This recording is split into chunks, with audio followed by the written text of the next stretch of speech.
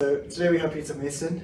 He's edited the version of the Voyage of the Beagle to remove all of the science from it.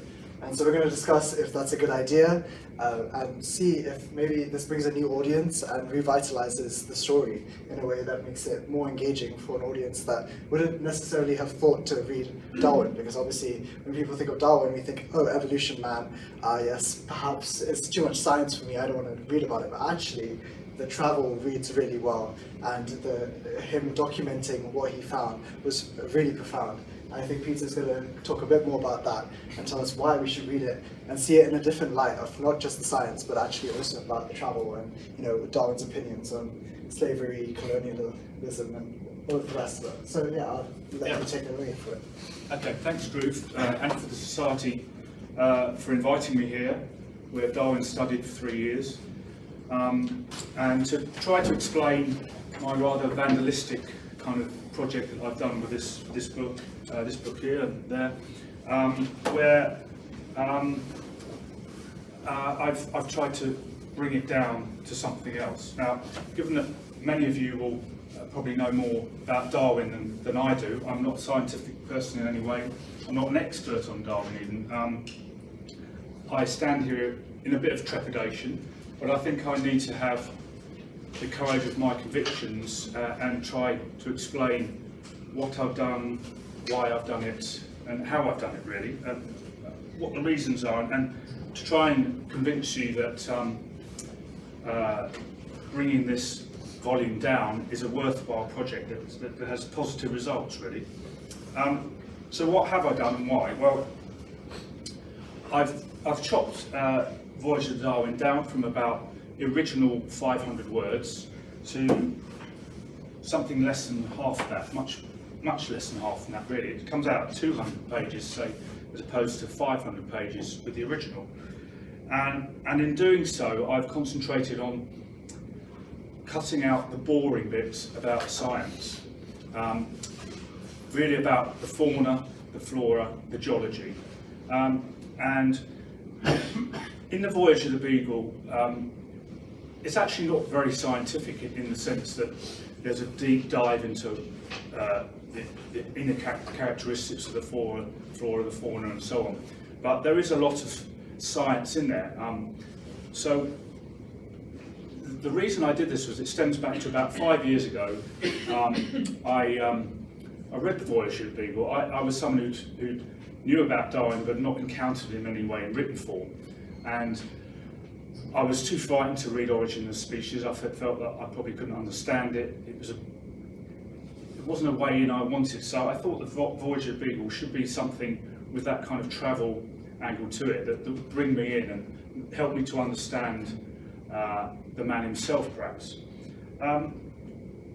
Trouble was when I did read it, it was accessible. It wasn't as labyrinthine book which I just failed to understand. I mean, I have GCSE biology, that's it. So I was worried that there would be stuff in there that just was beyond me. But there was nothing of that kind. And then, nonetheless, every couple of pages there's something about, you know, the eating habits of local crabs or the mating habits of the booby. You know, maybe coming to 2 or 3 pages at a time. And I rode over that to start with, and you know, I tried to embrace it. But after a while, I found myself skim reading. Really, to be honest, I flicked that bit because I wanted to get to the bit where he was talking about the travels and the human experience, people he was encountering, the landscapes he was travelling through. So, just briefly, in terms of what the voyage was, probably most of you know this, but it was a 5-year voyage, beginning in 1832. It was actually open-ended when he started. He didn't know how long it was going to last, but the main purpose of the voyage was to chart the ocean and the shorelines. But Darwin was on there as a naturalist. Now, and basically, a huge part of it was in South America. Probably, I think, only about a third of it was ocean going, so Darwin spent a lot of his time travelling on land, exploring areas. and it became a round the world trip. Basically, they spent a year coming back via the Pacific, the Indian Ocean, and then back through into Britain. So that's the context of his journey. As I say, I found the book easy enough to read, but I was skim reading. I got through it, and I did enjoy it, but I thought it could be a lot better. It sounds sacrilegious, as Darwin, you know. But I also found when I spoke to friends of mine, people I knew who had actually read the book, which wasn't very much, maybe that says something in itself, they'd all reported the same sort of experience. Some had said they'd flicked through, actually more said that they hadn't even managed to get through the book in itself, which I thought was a great shame. So what that came to make me think was, well, why did I find this book not as easy to read as it could have been? One of the reasons was that the scientific stuff, though not very deeply scientific, was looking at plants, animals, geology, that even myself as a layperson knew quite a bit about. So when Darwin wrote this book, say around about 185 years ago, the llama, for instance, which you encounter in South America, would have been, you know, a fantastical being. I don't think many people would have known or even heard about the llama. And to read 2 pages about the llama and its habits, what it got up to, would have been very interesting. But you know, we have llamas out here, you know, outside Cambridge now. So equally, you know, skunks would be an amazing thing. But we have them in cartoon characters, that kind of thing. So to me, it wasn't, as well as sort of breaking up the narrative, actually wasn't adding too much to what I was hearing or reading, because even I knew the details that he was giving to me. So what I found more interesting, and actually, funny enough, more relevant, was, as I say, the human and the environmental pictures that he was painting. So paradoxically, although he was talking again at 885 years ago about South America, for instance, he was talking about landscapes and human settlement that just don't exist anymore. They've disappeared.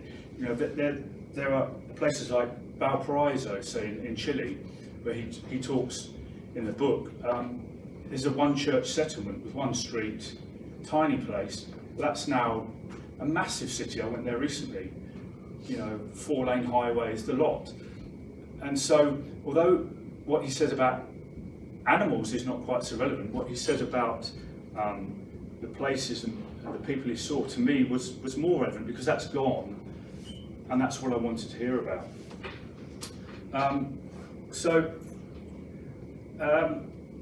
What I decided to do after that, being a journalist, I've spent 40 years as a journalist.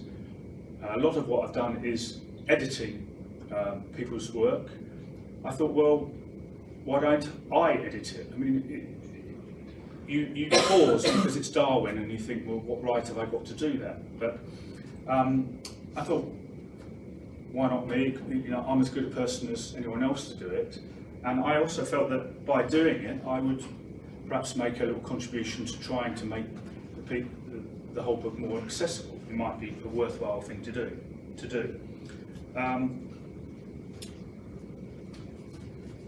This is Charles Darwin when he went on the voyage, 22. It's very similar to the statue out there. Very young man. This is the timeline, just to show you where he went, at what points. A bit more. The Beagle itself. Right, this is where I was getting to. How did I do this? Well, this book is the book that I read in the first place. It's a 1959 edition, abridged by Millicent Selson. This is one of the other reasons that I felt justified, if you like, to cut down Voyage's Beagle is that this in itself is a cut down version. Ever since the first edition of Voyage Beagle was published in 1839, there's been a long process of boiling it down, really. Even Darwin, when he reconstituted it at a later date, cut it down. He himself worried that for the lay reader it might be a bit too much to get through. So, in a sense, what I was attempting to do was just part of a long process. This book by Millicent Selsom, she actually is an American biologist, so despite being a biologist, she had no compunction about cutting out a lot of the scientific bits as well. But nonetheless, in my view, this was the version I read, there was still too much. So, very simple process. I just, as you see, the bits I knew that I'd skipped and wasn't that interested in reading, I just cut them out, scribbled them out, and then it was a question of just assembling that, editing it down, moving on to get it laid out in a kind of professional way, and now it's printed up. I printed up 1,000 copies. This is where the marketing starts, really. So, will it make a difference? I don't know. Has it made a difference yet? Not yet. No, it's not made a great impact. It's only just been published. I need to get this out there in a way that captures people's imagination. It's very difficult, actually, these days for small publishers to get their books into the public realm. Waterstones, for instance, it dominates the whole situation.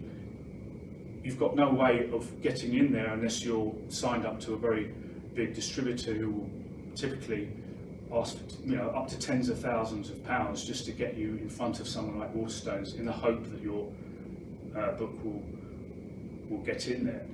Nonetheless, I think if it gets a bit of luck, if for some reason it gets some attention, a bit of momentum, then I think that it's got a chance of capturing the imagination. This, after all, is Charles Darwin, and I think there is an appetite for anything to do with Charles Darwin. So, why do I think that it might take off? It might be of interest to people. I think because it's a very good piece of travel literature, as I have constituted it anyway. I mean, it was a good piece of travel literature before then. I think now it's not a masterpiece, but it shows someone who is an incredibly accomplished writer, even though he was 22. Somebody who's very concise, but doesn't skimp on the detail, gives you everything you need to know about what he's done and where he's been. He's very good at painting a picture of the places he's been. I mean, if you read the passages about, say, Tierra del Fuego, the Falkland, he captures the sort of bleakness, sterility of the environment, the whole misty atmosphere of those places, just fantastically. And yet he can do the same with Tahiti or Brazil, much more verdant, tropical, sunny environment. He can show you what those places were like, and he does it with a lot of enthusiasm. He's very optimistic. He's just a very good writer. He doesn't sort of indulge in a lot of the long-windedness that people of 19th century writers of his time did, and you will see in that kind of literature. I'd say that you could almost pass this off as something that was written within the last 30, 40 years. It doesn't feel old-fashioned. Why else do I think that it might capture the imagination? Well, I think it shows sides of Charles Darwin that are not often considered. We think of him as this fantastic observational scientist, really. But he was observational in many other areas, and the book shows in which ways he did that. I mean, he was a very progressive, liberal person who took a sort of quite contrary view of the world in comparison to the prevailing attitudes, particularly, say, in contrast to Captain Fitzroy, who was in charge of the vessel, very conservative figure. So he's the advantage of reading Voyage of Beagle in this way is that you see that you get a good view of his ideas on areas such as slavery, for instance. Now he's a very progressive figure in slavery because he on the one hand is a staunch opponent of slavery, but on the other hand he's honest enough to look at the situations in which he's arrived, and during his travels he's often forced to take hospitality of slave owners. And for instance, he talks about the strange ability of people to be so incredibly cruel on one hand, and to act in a vicious fashion, and yet to be incredibly hospitable, fantastically kind to their families, and yet, on the other hand, be just live their lives in a way that is just unfathomable. So I think that shows that he's a broad-minded person, and that comes through in the book. Though it can be quite judgmental in many ways, he usually exudes great sympathy for and respect, in particular for the indigenous people that he encounters, whether that's in South America or Australasia, New Zealand, and he's an outspoken in describing the characteristics of what he calls the war of extermination in those lands, particularly in South America, but also in Australia, and he's not afraid to call it as it is. So, in general, he talked about the rituals and the culture and the beliefs of indigenous people in very positive fashion, and he speaks regularly about the beauty of the peoples and their customs, while also honestly taking a look at the collective failings of those people, which he feels are revealed and perhaps exacerbated by colonialism at the time.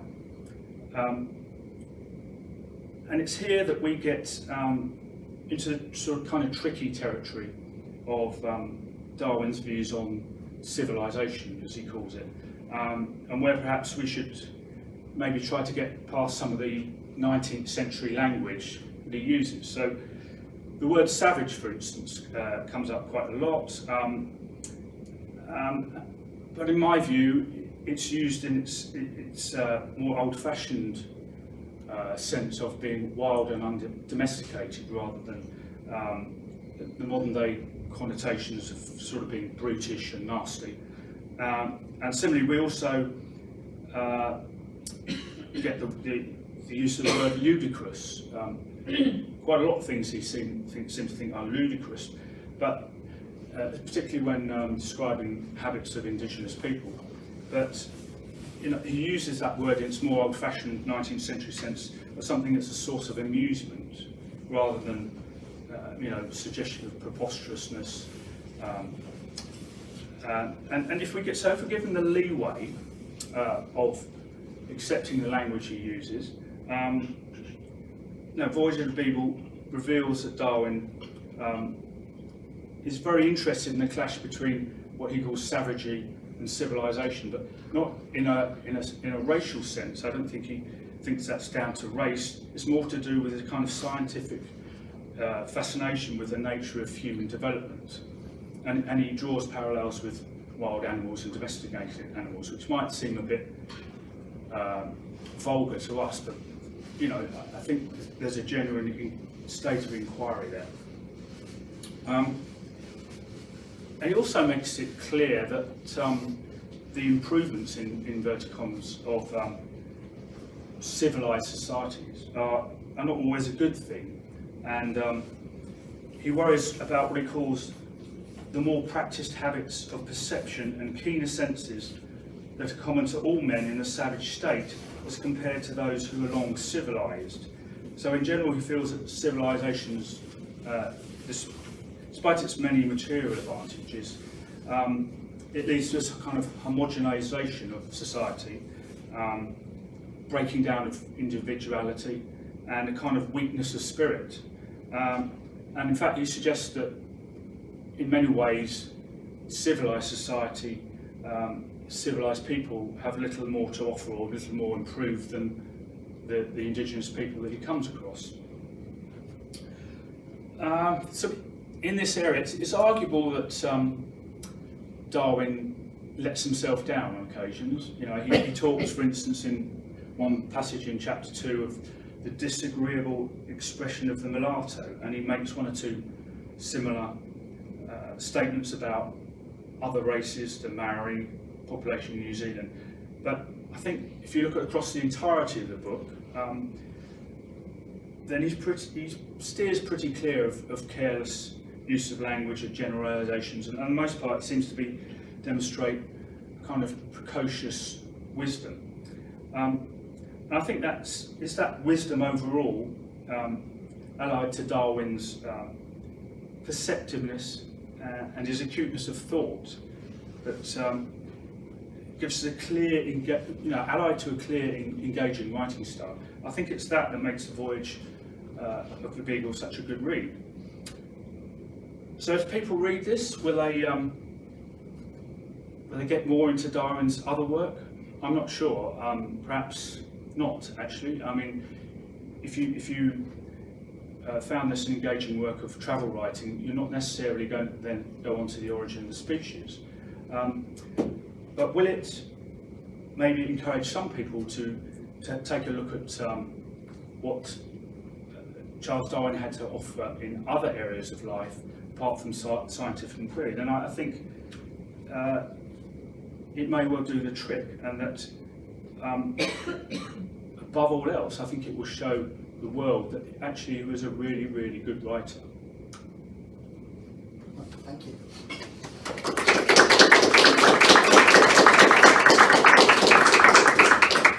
Okay, so I think we can move to questions. So if anyone has any questions for Peter, please fire away. So hands, everyone. Yes, please. I think in later life, with the publication of The Origin of Species, I think Captain Fitzgerald... Fitzroy, yeah. Sorry, what's his name? Fitzroy, sorry. Fitzroy, yes. Captain Fitzroy became quite vociferous against him. Is there any description of the relationship between them while they were on the voyage? No, there isn't, and I think that's one slightly disappointing aspect of the book. He studiously ignored any discussion of life on board the ship, really, and particularly any insights into relationships between the officers and so on. Though he did in his later autobiographical work, much later, and notably after Fitzroy died, he did then reveal quite a lot more actually, about his relationship, particularly with Fitzroy, who was a very difficult man. As I said, very opposed politically, really, and their view of the world. Fitzroy was very religious, very conservative, was a proponent of, was a supporter of slavery, for instance. But you don't get that in here, and it would be great to have that in here, but having cut the thing back, I didn't think I could then write stuff into there on his behalf. I mean, I could, I suppose, have brought that in, but I think then you would have been inserting something, making it absolutely something it wasn't. So yeah, the book really is. It was written in journal format, so he kept copious journals when he was on the voyage, sent them back home, and in fact he I think this points to the fact that he was a naturally talented writer, that once he got back home, there wasn't a lot he had to do really. It wasn't like he had to sit down and really rewrite it all. Most of it was there in journal format. The book is in date lines, and it goes from place to place, and really it's essentially what he had in his journals. So unfortunately in those journals he didn't talk a lot about life on board the ship.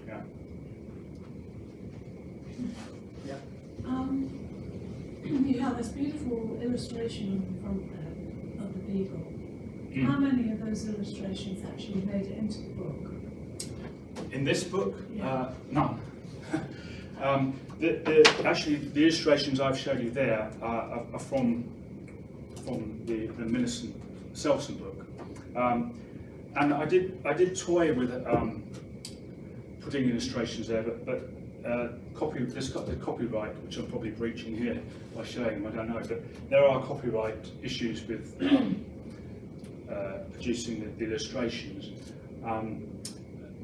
And also just monetary consideration. I felt that the cost of commissioning perhaps some illustrations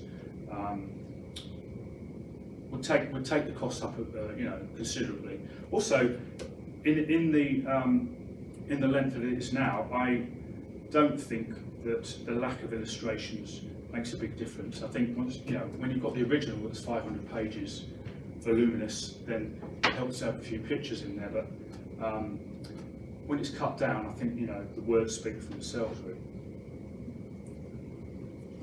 I don't know, I like that picture so much. This one? Yeah. Yeah. And I feel that would be a great front page. It would. Clever illustration. It would. Another consideration that I felt that these illustrations, though great, were old-fashioned, and the design of this book, bright colours, but it's quite a modern design of a modern paperback, and that's the feel that I wanted to achieve. I didn't want someone to look at that in the bookstore and think, well, that's a book from another era in an old-fashioned design. I wanted them to sort of pick it up and almost as if it was a new author, and see it in that way rather than as a reprint of an old book. What was your favourite part of the book? Sorry? What was your favourite part of the book? Favourite part, yeah. I think when he's in Tierra del Fuego, as I mentioned, it's so bleak. I've just been there recently, and it is bleak. But he just captured the atmosphere of the place so well, and there's a particular good kind of storyline to the period when he was in Tierra del Fuego, because that's where he meets. At the time in 1839, he meets people who basically had hardly seen other people from other civilizations. It's almost going back, almost to prehistory, and that some of the people, the indigenous people that he met there were living in such a rudimentary way that it sort of blew his mind. But the other interesting part of that storyline is that Captain Fitzroy on the previous voyage had actually picked up 3 Fijian natives, 2 of them, I believe, as hostages because there'd been an incident where they'd taken a boat had been stolen, a small boat, and he'd taken them as hostages to get the boat back. But one was a young woman that he took back as a kind of experiment to see. He wanted to take her back to Britain and educate her as a Christian and see, improve her. But as it happened, I don't think they got the boat back, so the 3 of them were taken back to Britain. And on the second voyage of the Beagle, they came back to Tierra del Fuego with the 3 on board. It was Fitzroy's intention, which he did, to return them back to the very place where they were captured from and let them go back. And that's fascinating, the sort of dislocation, because obviously it was a traumatic thing to be taken away, but then it seemed to be a traumatic thing to come back as well. You're lost in these two worlds that they got so used enough to the life in Britain to be sort of discombobulated when they arrived back with their fellow people, and the reaction of their relatives and friends when they came back was very strange in many ways. And he described it fantastically,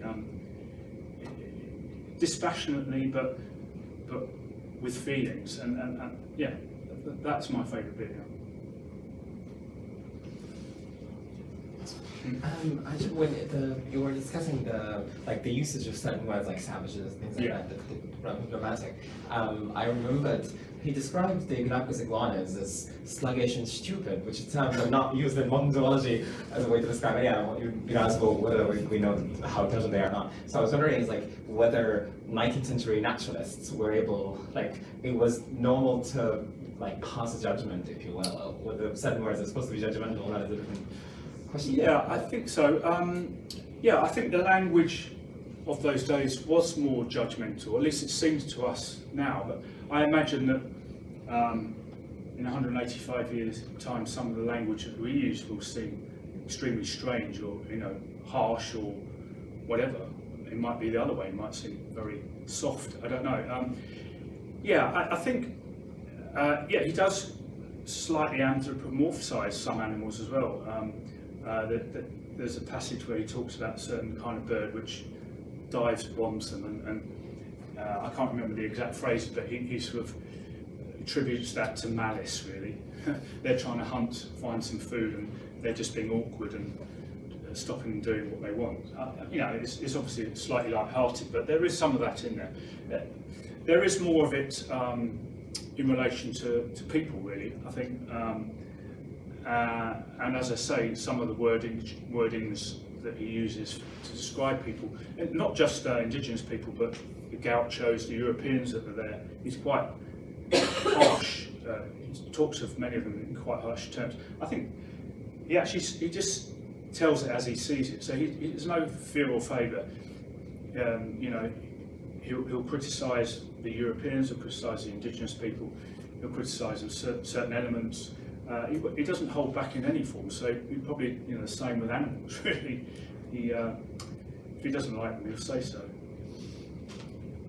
One thing I should say about, I didn't cut out every single reference to flora, fauna, or geology, just actually excise it. There's still quite a lot of that in here. But I've left in where it's in relation to the landscape, the people, what he's describing in general. Stuff that gives you an understanding of why things are where they are. So I'm not saying that all those sort of scientific references that he's got in there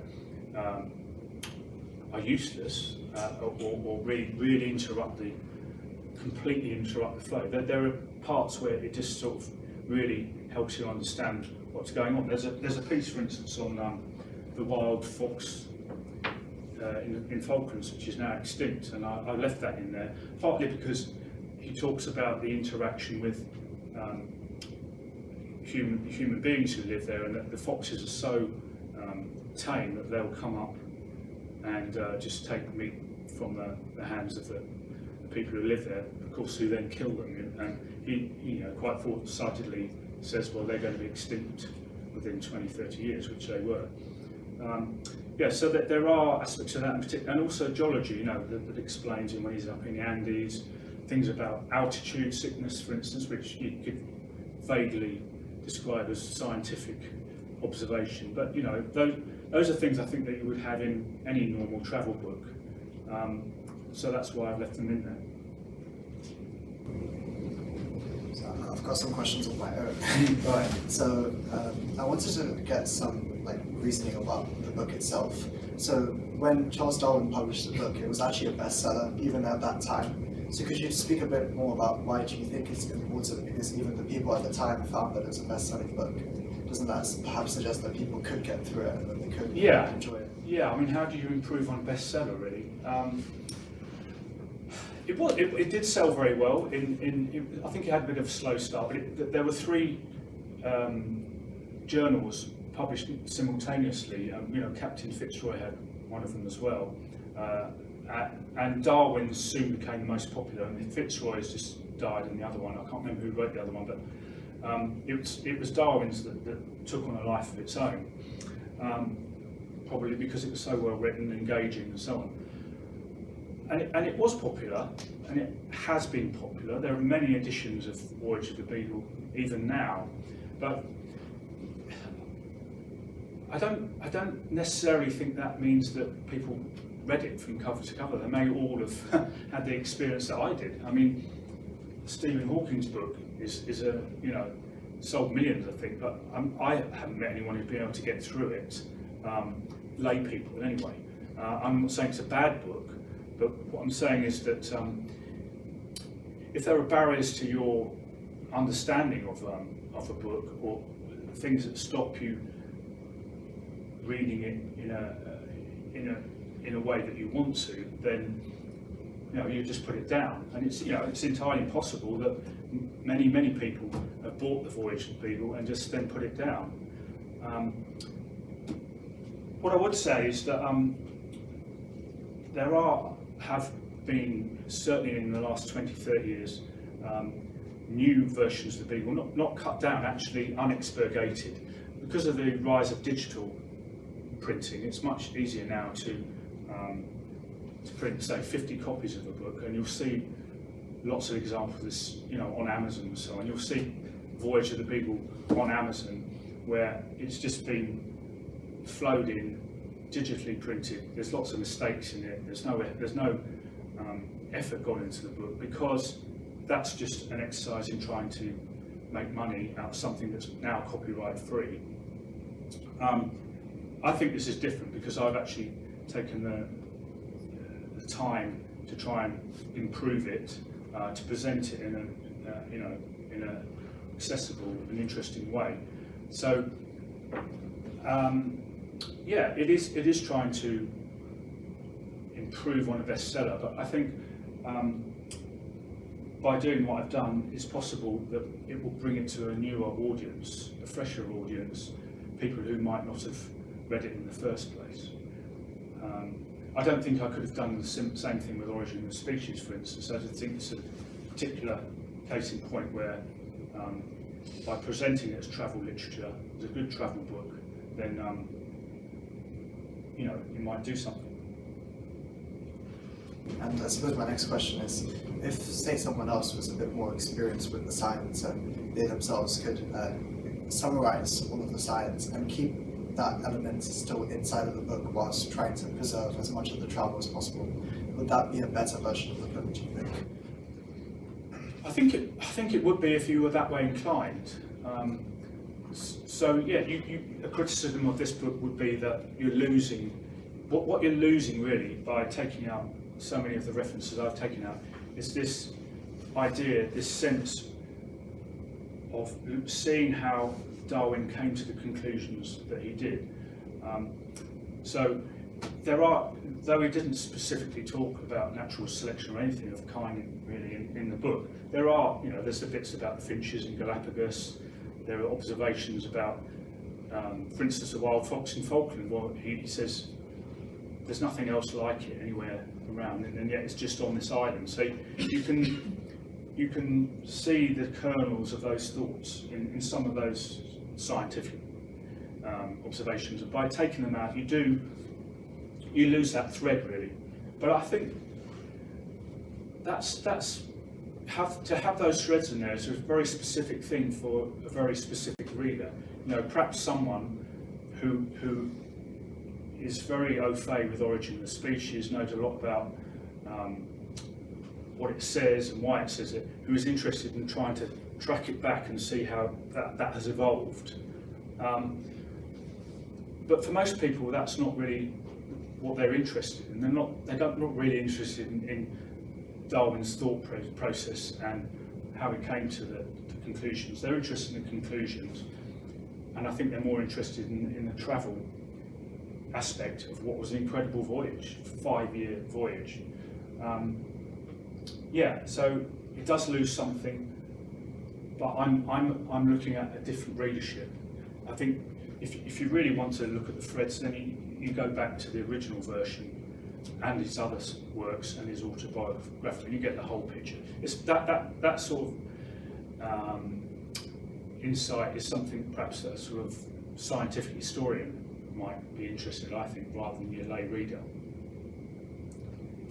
And finally, I just wanted to end, like, one part that I found particularly stark was on the topic of slavery.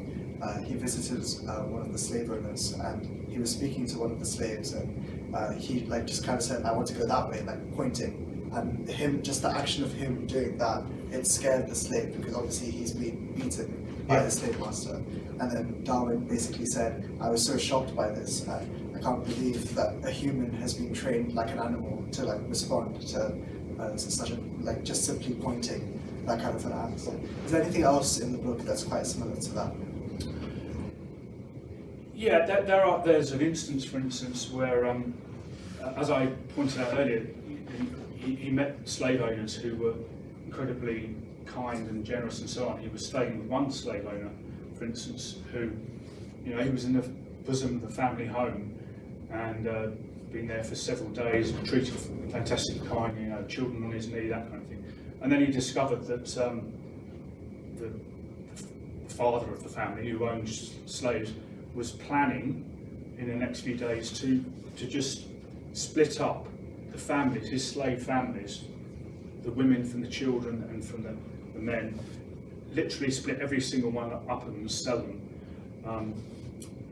And he had there was nothing in his mind that felt that was wrong. He tried to engage him, there was a blank spot there that he couldn't understand what was wrong with that, and how that was such a contrast to what he was doing in his family home and so on. So there are a number of those things, and as the book goes along, by the end he's just got no time. He gets very frustrated, and one of the few kind of negative kind of themes of the book really is slavery, that he just despairs really, because on the voyage he goes through South America. Brazil in particular is bad for slavery, and he comes across, there's a sort of period of a year when they're coming back across the world and they have to go then back to Brazil, and he just says, I never want to darken the doors of this place again. It's just one of the worst places in the world. I just don't want to come back. By that time, of course, he's itching to get home. It's been 5 years and so on, but you do feel his frustration there, despite the fact that he's tried to be very dispassionate throughout the journey and see how things really go. And I think there was one thing you wanted to talk about, which was Darwin's bravery. And Yes. Yeah, that's actually something I forgot to mention. That one of the reasons why I think that it's a compelling piece of literature, and why it's worth reading for people who want to get an insight into Darwin, not Darwin's ideas, but just the man himself, is that it shows how stoic he is. He went through incredible hardship. He doesn't make any play of it at all. In fact, Captain Fitzroy in his own journals talks about, really acknowledges how brave Darwin is. But you can still get through to that in the book. He's hiking up mountains that no one has ever been to, in territories that have not been explored before, in great hardship. Very little food sometimes. One occasion he goes a couple of days without water and is almost finished. He's roaming about areas where there's wars going on. Wars between colonial powers and indigenous people. Sometimes he just doesn't know where he is and whether he's safe. There are lots of bandits on the road. It's a wild. Most of the places you go are very wild and untamed. No law, no rule of law to speak of, and he just goes through all that serenely. And he's also very brave in terms of the illness that he has to put up with. Now, in later life he showed that as well, because he did have a number of illnesses and affected him. But he does get various mysterious illnesses on the journey. Lays in low for a month at a time and so on. And also gets terribly seasick, which is not a great thing for somebody on a 5-year sea voyage. But the book does show that part of his character really, and for myself, it just makes him even more admirable. I mean, if you put everything together, he just was a remarkable man, and I can't see that anything in the writing there you think, well, that's a bit of a weakness, Sure there were, but it builds on everything that you think, not just this great mind, but he was a great thinker and someone who was humane as well, and brave. Sorry, I recognized I asked a lot of questions. Does anyone else have any more questions that they'd like to ask?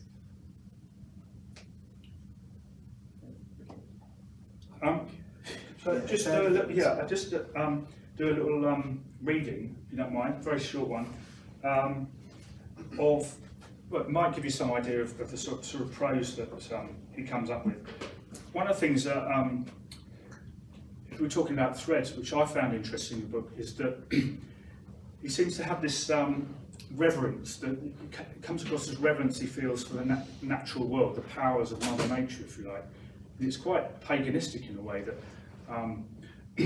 the feel that he gets from being in mountains and the landscapes. And personally, I think that may be one factor that drew him towards the idea of natural selection and the idea that, against the creationist theory, really, that he felt this force and just couldn't believe that it wasn't the force itself that generated change and created things. So this again in a way is an example of where I've left in some geological stuff. It's in a very loose sense, but I think it gives an idea of how he can write. This is where he's in the foothills of the Andes, and he's come across a river called the River Maipu. He says, "The rivers which flow in these valleys ought rather to be called mountain torrents. Their inclination is very great, and their water the colour of mud. The roar which the Maipu made as it rushed over the great rounded fragments was like that of the sea. Amidst the din of rushing waters, the noise from the stones as they rattled one over another was most distinctly audible even from a distance. This rattling noise, night and day, may be heard along the whole course of the torrent. The sound spoke eloquently to the geologist. The thousands and thousands of stones, which, striking against each other, made the dull uniform sound, were all hurrying in one direction. It was like thinking on time, when the minute that now glides past is irrecoverable. So it was with these stones. The ocean is their eternity, and each note of that wild music told of one more step towards their destiny." So I think it's quite evocative. It's not really the words of the scientist there, it's something more,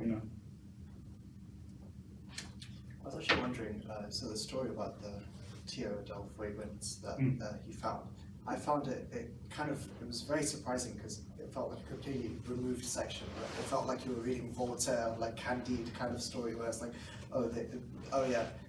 we drop them off and let them be, and they'll live again after learning English and all of that. And then a couple, I don't know how many days later, they find them back again, and it turns out that one of them's robbed the other one, and they've run off, and they've left this one with just nothing. And he comes back up to the boat and says, "Please take me back. I can't." And Yes. So I found that that felt like fiction. I can't believe that was something that happened. So how did Darwin kind of process all of that, do you think? Well, it just comes out in a journal format. I think it just happens. But I think you're right. This is, I suppose that's why I say it's my favourite bit. It's the most striking part of the book, and it does feel slightly not out of kilter, but it's more of a story really that he could have made up, and it takes you by surprise because he's not mentioned these people on board up to that point, and that's probably part of the book that becomes the most story-like really. you know, it would make a whole book on its own. I think you could certainly do a novel on that kind of thing. Yeah, there are other parts that sort of come straight at you. As I mentioned, he's great at reportage, and if I look at the reference here, yeah, he just walks into an earthquake in Chile, and this is on page 112. He just describes here that what happened. The next day I landed so he's been on the boat. The next day I landed at Talcahuano and afterwards rode to Conception in Chile. Both towns presented the most awful yet interesting spectacle I ever beheld. To a person who had formerly known them, it possibly might have been still more impressive, for the ruins were so mingled together and the whole scene possessed so little the air of a habitable place that it was scarcely possible to imagine its former condition. The earthquake commenced at 11:30 in the forenoon, so again it's a sort of scientific thing as well. But if it had happened in the middle of the night, the greater number of inhabitants must have perished, instead of less than 100. As it was, the invariable practice of running out of doors at the first trembling of the ground alone saved them. In Conception, each house or row of houses stood by itself, a heap or line of ruins. But in Talcahuano, owing to the great wave that accompanied it, little more than one layer of bricks, tiles and timber, with here and there a part of a wall, was left standing. From this circumstance, Conception, although not completely desolated, was a more terrible, and if I may so call it, picturesque sight. Yeah, so I think that, along with the James, are the two dramatic parts of the book. Again, he on the earthquake, he's very perceptive, and he's not afraid of being, well, not romantic, but looking a different way. And he talks for a section about how we in this country, for instance, just have no conception of what it's like to live in somewhere where an earthquake can just hit like that, or anything. You know, we don't even have tornadoes or anything of significance. And he's very perceptive in what that does to you in a day-to-day existence, and perhaps the way you look at life, as opposed to where you live in a kind of gentle place with a gentle climate and nothing much is going to threaten your existence. I'm just wondering, going back to the stoicism that you were saying when he was dealing with this hardship during the voyage. Yeah. Because I was wondering, because I think Darwin had a conflict being taught by evolutionists in Edinburgh, coming here and then being educated by most of them hardcore creationists, except for maybe Lyell, and then studying with this captain that's very, very strongly against evolution, that he learned to be, he sort of had to be quiet when people are just saying things that he strongly disagrees with himself. And I wonder if that was the way, psychologically, and that was the way that he was able to deal with these things, like just hang on. Because I think on the voyage, he was having dinner with Fitzroy every single day for 5 years, and Fitzroy is the opposite of him in so many ways.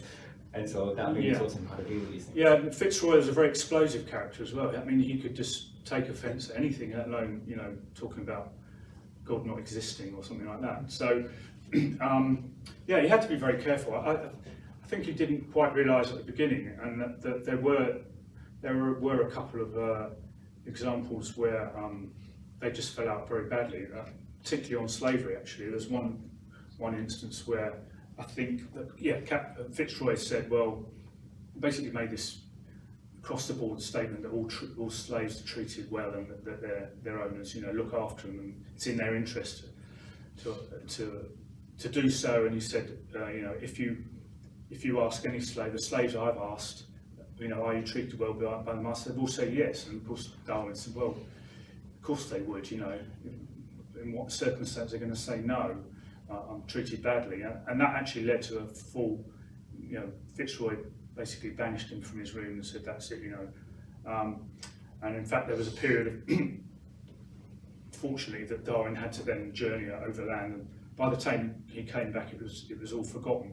And that they did have their bust-ups, mainly about religion and some of Fitzroy's more conservative viewpoints, but they were always patched up. And in considering what how different they were in personality. They actually got on remarkably well in a tiny, probably a cabin like this size for 5 years. Okay, he was out and about and they were out and about, but I think that probably reflects more on Darwin than on Fitzroy, although Fitzroy did, he was the kind of person who would have a row and then eventually would come around and would even apologise. But I think it showed that Darwin's temperament, especially as a in his 20s throughout this period.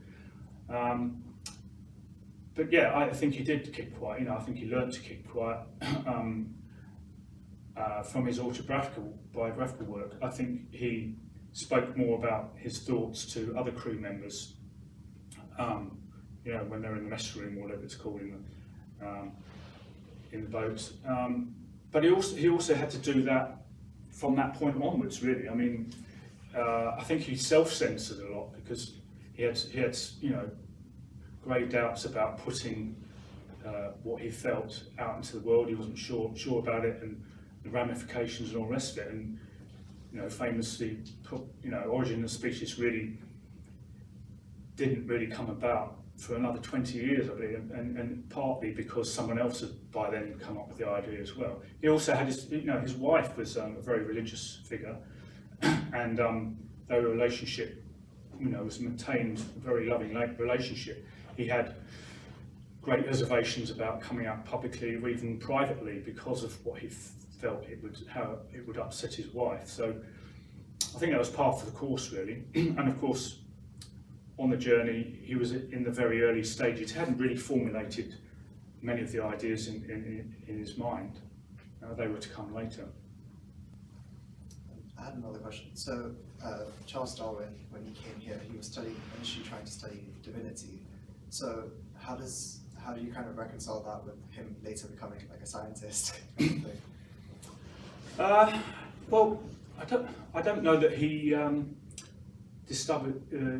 studied divinity out of choice, really. I mean, I think it was something. I don't think he was railroaded into it, but I think many young gentlemen of that period would do the same. He was a bit of a dilettante, from what I can gather. Really, he liked hunting and messing around. Really, for much of the time, he didn't stick with his medical studies in Edinburgh.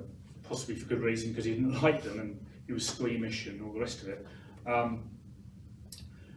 So I don't think he really had a lot of purpose in life. So it was,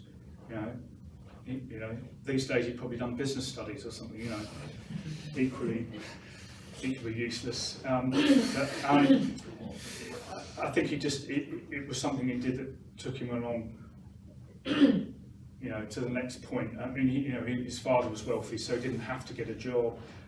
His father was quite indulgent, and what he did gain from being at Cambridge was, his I forget the name of the professor. Sorry. Humboldt. Well, it was Humboldt, yeah, but there was another professor anyway. His name escapes me now. Who he linked up with, Henslow, I think it was. Yeah, Henslow, who recognised what an inquiring mind he had, how his great powers of observation, and encouraged that. So they would go out into the fields and look at plants and collected beetles, things that might have seemed not particularly significant at that time, but the period of study here in divinity just allowed him to perhaps refocus his mind in other ways and sort of self-discovery as to what he was good at. I mean, and he himself said, even at the end of his life, that I think he basically said, I have never been particularly good at anything in particular.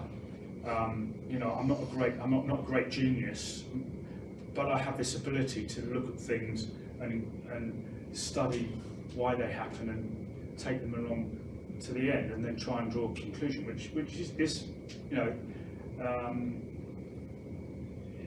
is a rare thing, I think. I mean, we were talking actually with a meeting last night about Isaac Newton,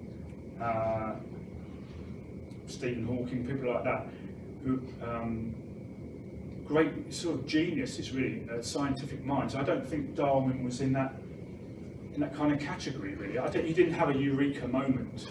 It wasn't like he suddenly found a formula to something. He was scientific in his methods, but I don't think this is talking to someone who knows nothing about science, but to me, he feels like almost like a generalist, a scientist who looked at the whole picture and then was able to pick something up from that rather than go right down and suddenly find a formula that explains something.